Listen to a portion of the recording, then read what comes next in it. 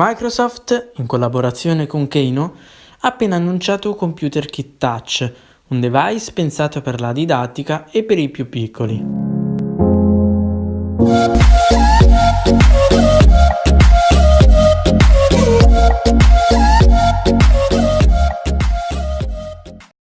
Keyno Computer Touch è un tablet PC da 11 pollici con tastiera Cover, frutto della collaborazione tra Keyno e Microsoft, pensato per l'apprendimento creativo e l'insegnamento delle abilità di nuova generazione.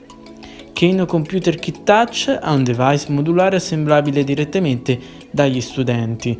A bordo è installato Windows 10S con la possibilità di installare le app in maniera sicura dal Microsoft Store. Completano le specifiche tecniche un processore Atom X5, 4 GB di RAM e 64 GB di memoria interna. Il Keyno Computer Kit Touch è già acquistabile in Europa a partire da €299 con spedizione a ottobre.